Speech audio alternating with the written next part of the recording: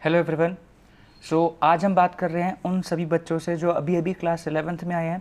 और बेसिकली इस वीडियो का पर्पज़ है कि आपको क्लास 11th में अगर आपने कॉमर्स स्ट्रीम ली है तो जो आपके 3 सब्जेक्ट होंगे जो आपके लिए बिल्कुल नए होंगे, यानी कि अकाउंट्स, इको और उसके अलावा बिजनेस स्टडीज़। तो ये तीनों सब्जेक्ट का एक मैं ब्रीफ आपको देना चाह रहा हूँ कि आप क्या एक्सपेक्ट कर सकते हैं इन तीनों सब्जेक्ट से, और ये तीनों सब्जेक्ट एक तरह से हमारी लाइफ में क्या पर्पस सर्व करते हैं, इनका रोल क्या है। तो अगर आपको इन तीनों ही सब्जेक्ट का अपना अपना इनका अगर आपको पर्पस पता होगा तो आप काफ़ी आसानी से लिंक कर सकते हैं इनके कंसेप्ट्स को इनके पर्पस से, और शायद फिर इनके कंसेप्ट समझने में आपको शायद दिक्कतें नहीं हों। ठीक है,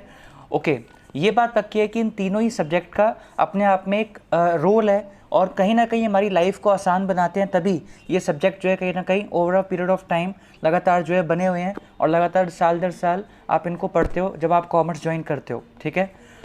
बेसिकली हम स्टार्ट करते हैं उस सब्जेक्ट से जो सबसे ज़्यादा मुश्किल समझा जाता है कॉमर्स स्ट्रीम में, अकाउंट्स। देखिए, अकाउंट्स बहुत ही इजी इसका पर्पज़ है, यानी कि जैसे आप सपोज़ पढ़ाई करते हैं या लेक्चर्स जब आप अटेंड करते हैं तो आपके टीचर्स आपको कुछ समझा रहे होते हैं और आप उसको जर्नली नोट करते रहते हैं जो जो आपको इम्पॉर्टेंट लगता जाता है। तो आपके हिसाब से आप नोट क्यों करते हैं? क्योंकि हम नोट इसलिए करते हैं क्योंकि कहीं ना कहीं वो चीज़ अगर हमें उस वक्त समझ आ भी गई तो भी ये चांसेस है कि 1 या 2 दिन बाद या 1 हफ्ते बाद हम उसको भूलने लगेंगे। नेचुरली हर दिन इतनी चीज़ें हमारे सामने जो एक तरह से घटती हैं कि रिसेंटली जो हुआ होता है हमें वही याद होता है, तो 1-2 दिन पहले जो चीज़ हुई थी वो शायद हमें याद हो, कभी कभी वो भी याद नहीं रह पाती। तो कुल मिला के आप नोट्स इसलिए बनाते हो ताकि आप कभी भी रेफ़र करना चाहो उस जो बात आपने समझी थी उस बात को दोबारा से आप जो है रिकैप करना चाहो, रिवाइज़ करना चाहो, तो आप जो है नोट्स को देख सकते हो और आप फिर उस माहौल में पहुंच जाते हो कि हाँ, जब वो क्लास हुई थी तो आपको वो चीज़ कैसे समझ आई थी।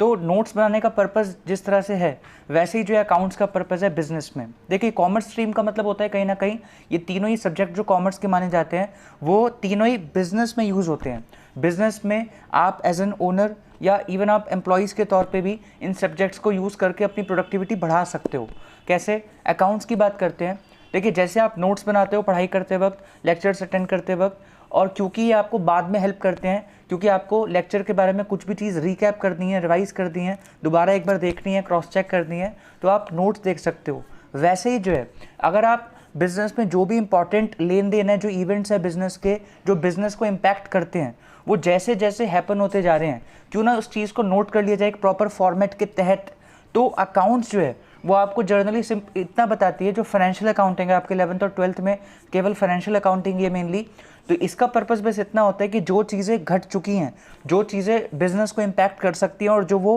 हैपन हो चुकी हैं, उनको सिंपली साथ साथ नोट करना एक प्रॉपर फॉर्मेट के तहत, ताकि कभी भी इवन सालों बाद भी अगर मुझे कुछ साल पहले की अगर इन्फॉर्मेशन देखनी हो, कोई चीज़ मुझे पता करनी हो, तो वो मैं आराम से अकाउंट्स जो मैंने प्रिपेयर कर रखे हैं उससे देख सकूं, समझ सकूं। तो बहुत सिंपल सा पर्पज़ है अकाउंट्स का कि अकाउंट्स बिजनेस का सारा डेटा, जितना भी रेलेवेंट डेटा है बिजनेस का, वो सारा प्रॉपर तरीके से मेंटेन करके चलती है, और ताकि कोई भी चीज़ मिस ना हो जाए। और प्रॉपर अकाउंट्स मेंटेन करने के, यानी कि प्रॉपर बिजनेस का डेटा मेंटेन करने के हर एस्पेक्ट से रिलेटेड डेटा मेंटेन किया जाता है। सेल से रिलेटेड, खर्चों से रिलेटेड, उसके अलावा और भी जो अलग अलग तरह के खर्चे हैं जो आपके सामान पे होते हैं खरीदने या बनाने के अलावा, और भी खर्चे होते हैं जो आप अपने हेल्पर्स को सैलरी देते हो, उसके अलावा कमीशन, इंटरेस्ट, डिविडेंड, बहुत सारी चीज़ें होती हैं जो आपको कभी कभी ओवरवेलमिंग लगती हैं कि यार इतना सारा कैसे लर्न होगा, कैसे समझ आएगा। पर एक्चुअली अगर आप इसको लिंक करते हो, समझो और धीरे धीरे बिल्डअप करो सारे कंसेप्ट्स को, तो आप कहीं ना कहीं जितने भी ये कंसेप्ट्स हैं आपको याद नहीं करने पड़ते।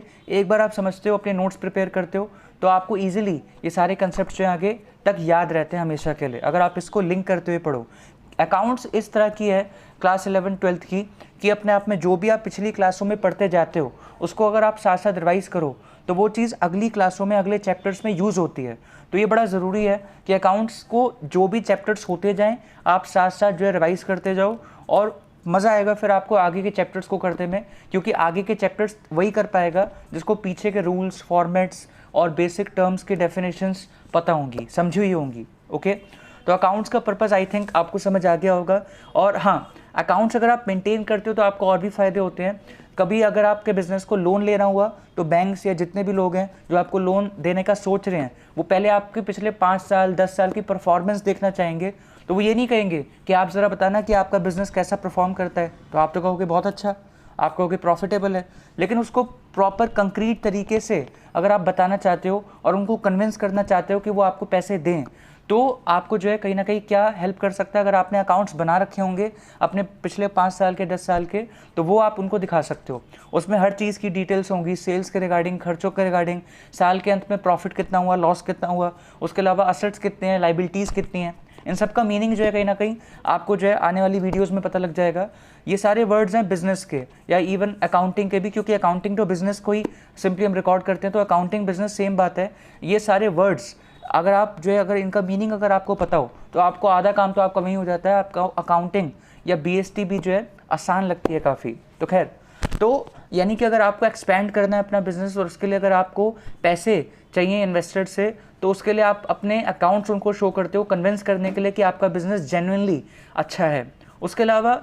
Normally time to time returns file होती हैं, तो उसके लिए भी अकाउंट्स अगर बने होते हैं तो आपको इजीली पता लग जाता है कि रिटर्न्स मतलब जो इजीली फाइल हो जाती हैं, जिसके थ्रू यानी कि आप गवर्नमेंट को अपने बिजनेस के बारे में बताते हो टाइम टू टाइम। और उसके अलावा टैक्सेस भी जो आप पे करते हो वो भी इजीली आप पे कर सकते हो अगर आप अपने प्रॉपर्ली अकाउंट्स मेंटेन करो। और उसके अलावा भी डे टू डे में जो मैनेजमेंट होती है, खासकर डे टू डे में उसको बहुत सारी चीज़ें जाननी होती है बिज़नेस के बारे में, ताकि वो आगे के लिए बेटर प्लानिंग कर सके। तो उसके लिए भी अकाउंट्स उनको काफ़ी गाइड करते हैं, क्योंकि जो भी उन्होंने गलतियाँ करी हैं, जो भी उन्होंने अच्छी चीज़ करी है, जो भी बिज़नेस की स्ट्रेंथ है, वीकनेस है, वो सारी चीज़ें रिफ्लेक्ट हो जाती है अकाउंट्स में। तो वो चीज़ जब भी वो अकाउंट्स को रीड करते हैं, एनालाइज करते हैं, तो वो उनको हेल्प करता है आगे की प्लानिंग के लिए। तो ये चीज़ इसलिए जो है कहीं ना कहीं इंपॉर्टेंट है अकाउंट्स। मुझे पर्सनली तीनों ही सब्जेक्ट में अकाउंट्स, इको और बीएसटी में से सबसे ज़्यादा जो आपको मुझे लगता है इंटरेस्टिंग लगेगा अगर आप साथ साथ रिवाइज करते जाओ, और मुझे भी जो सबसे ज़्यादा इंटरेस्टिंग लगता है वो है अकाउंट्स। क्योंकि इसमें एक खास बात है, जो भी कंसेप्ट आप समझते हो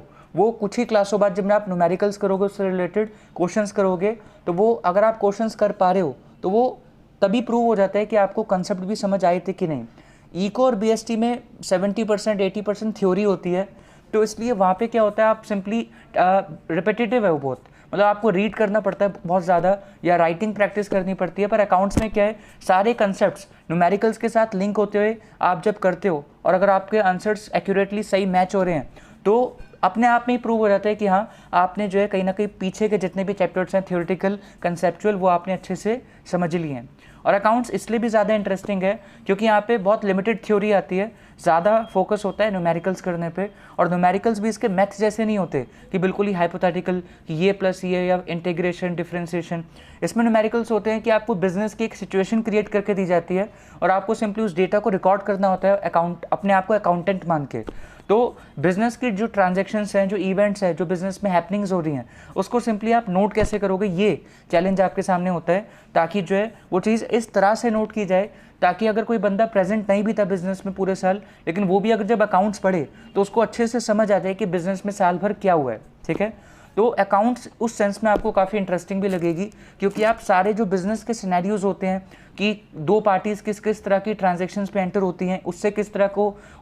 तरह का उसको फ़ायदा होता है, हमें फ़ायदा होता है, तो ये चीज़ भी आप समझोगे। तो अकाउंट्स आपकी बेटर होगी अगर आप बिज़नेस को और ज़्यादा अच्छे से समझने की कोशिश करोगे। तो बेसिकली आप जिस भी टीचर से पढ़ रहे हो उसको कहीं ना कहीं फोर्स करो कि आप हमें डायरेक्टली फॉर्मूलाज मत रटवाओ, आप हमें रूल्स डायरेक्टली मत बताओ, आप मुझे कहीं ना कहीं बिजनेस सिनेरियो पहले जो अच्छे से समझाओ कि बिजनेस में अलग अलग वर्ड्स का मीनिंग क्या होता है, अलग अलग तरह की ट्रांजैक्शंस क्यों होती हैं, उससे हमें क्या फ़ायदा होता है, उससे सामने वाली पार्टी को क्या फ़ायदा होता है। तो जब आप बिजनेस का सिनेरियो अच्छे से समझ लेते हो तो उसके बाद सिंपली नोट डाउन करना तो एक मैकेनिकल काम है जो कि ईजिली कोई भी रूल्स और फॉर्मेट्स देख के जो है कर सकता है। तो एज एन अकाउंटेंट आपके लिए ज़्यादा इंपॉर्टेंट है कि आप बिज़नेस के सिनेरियोज़ को समझो, बिज़नेस की सिचुएशंस से दोनों पार्टीज़ को किस तरह से फ़ायदा होता है ये समझो, और ट्रांसपेरेंसी प्रमोट करने के लिए किस तरह से अकाउंटेंट को अलग अलग तरह की चीज़ें प्रॉपरली नोट करनी चाहिए,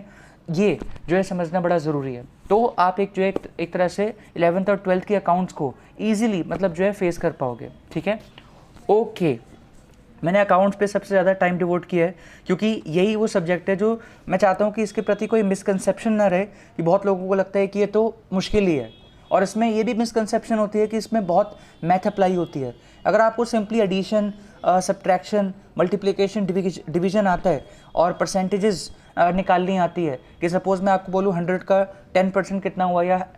500 का 10% कितना हुआ, अगर आप बेसिक कैलकुलेशंस कर सकते हो तो आपको अकाउंट्स में और कुछ नहीं चाहिए। बिजनेस सिनेरियो समझना, बिजनेस के अलग अलग वर्ड समझना और कहीं ना कहीं ये बेसिक जो अरिथमेटिक होती है, अगर आपको ये आता है तो आपको अकाउंट्स में आप आराम से फुल भी ला सकते हो। ठीक है,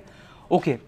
तो मैंने कोशिश की है, बाकी अलग अलग वीडियोस के थ्रू भी हम अकाउंट्स के प्रति जो भी आपकी मिसकंसेप्शंस हैं वो जो है दूर करने की कोशिश करेंगे टाइम टू टाइम। जो भी आपका अगर कोई डाउट हो अकाउंट्स के रिगार्डिंग, कोई अगर आपको कोई कंसेप्ट नहीं समझ आ रहा है 11th का या 12th का, तो आप हमें बता सकते हो। हायर लेवल की अकाउंटिंग में भी इवन अगर आप 5 साल बाद CA का कोर्स कर रहे हो, CS कर रहे हो, CMA कर रहे हो, कोई और कोर्स कर रहे हो, CFA का कोई कोर्स कर रहे हो, तो सभी में आपका अगर 11th और 12th की अकाउंटिंग का बेस सॉलिड होगा तो आपको आगे किसी भी कोर्स में जो अकाउंटिंग से रिलेटेड है उसमें दिक्कत नहीं आएगी, ये मैं कह सकता हूँ। तो 11th और 12th का बेस स्ट्रांग होना बड़ा ज़रूरी है, आधी चीज़ें आसान हो जाती हैं आगे कोई भी प्रोफेशनल कोर्स करने के लिए। ठीक है,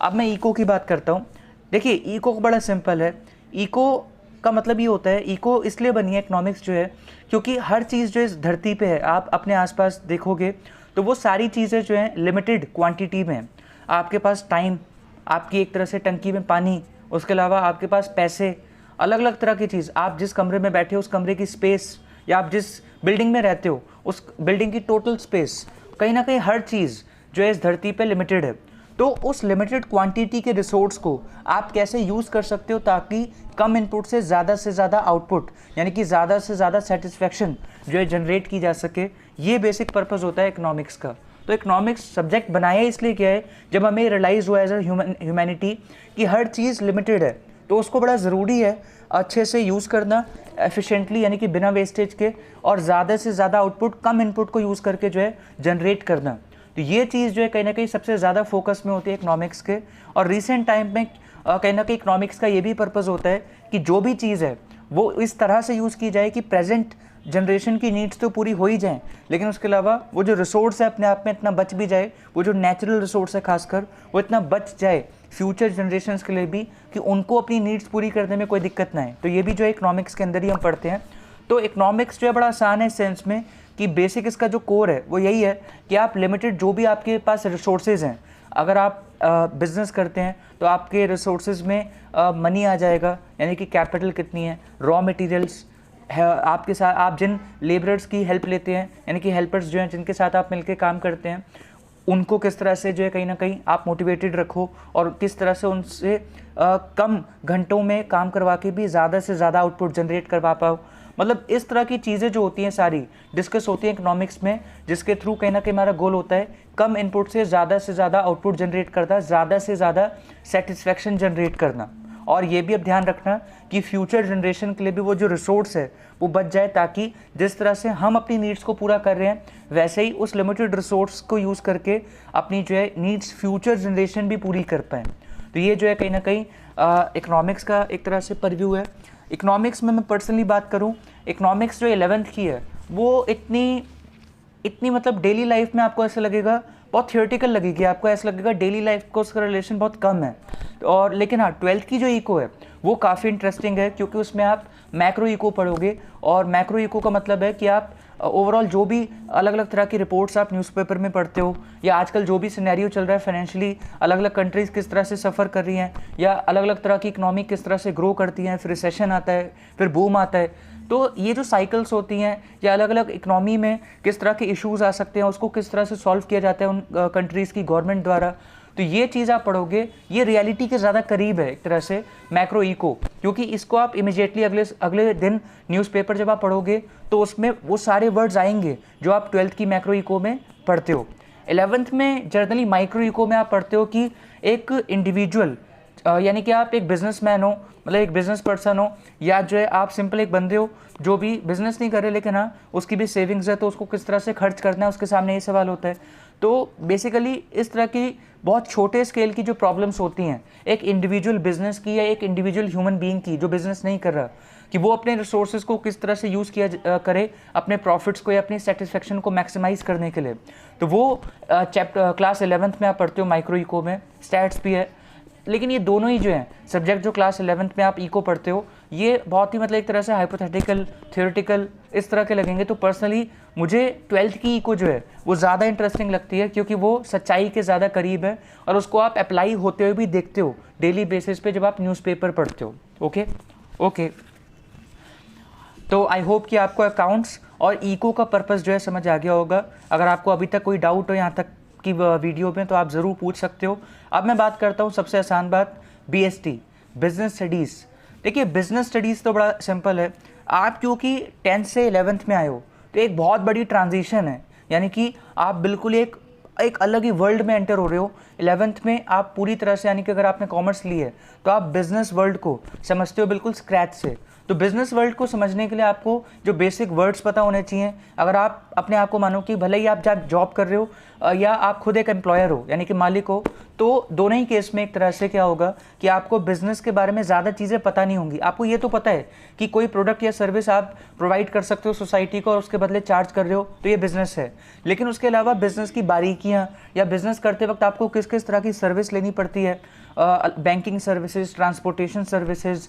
और एडवर्टाइजिंग सर्विसेज, मार्केटिंग सर्विसेज। तो 11th की जो BST है वो आपको बेसिक्स जो है ना कि बिज़नेस का मीनिंग क्या होता है, बिज़नेस करते वक्त आपको किस किस तरह की सर्विस या बिज़नेस को एक्सपैंड करना है अगर आपको, तो तब आपको क्या क्या रिक्वायरमेंट्स आती हैं, या अगर आप दूसरी कंट्री के साथ जो है कहीं ना कहीं अपना ट्रेड करते हो, इंपोर्ट एक्सपोर्ट करते हो, तो तब क्या रिक्वायरमेंट्स होती हैं। तो बेसिक बिजनेस की जो बातें होती हैं, होलसेलर, रिटेलर, डिस्ट्रीब्यूटर, यानी कि जो बेसिक्स होते हैं ना बिजनेस वर्ल्ड के, ये आपको बताएगा कौन, क्लास 11th की BST। ये पूरा थियोरेटिकल है, इसमें कोई न्यूमेरिकल्स वगैरह कुछ खास नहीं है। हाँ, सिचुएशन बेस्ड क्वेश्चन आएंगे कि कंसेप्ट्स को समझने के बाद आपसे एक्सपेक्ट किया जाएगा कि उस तरह की सिचुएशन क्रिएट करके आप अपने आप को बिजनेस पर्सन मान के क्या वो सिचुएशन सॉल्व कर पा रहे हो कि नहीं। तो BST का पर्पज़ होता है, 11th की BST का पर्पज़ होता है बेसिक्स जो बिजनेस वर्ल्ड के हैं वो आपको समझाना, और 12th की BST आपको एक मैनेजर अगर आप हो अपने बिजनेस के, तो किस तरह से आप खासकर आप अपने स्टाफ को रिक्रूट कैसे करना है, उसके अलावा प्लानिंग कैसे करनी है टाइम टू टाइम, ऑर्गेनाइजिंग कैसे करनी है रिसोर्सेज की,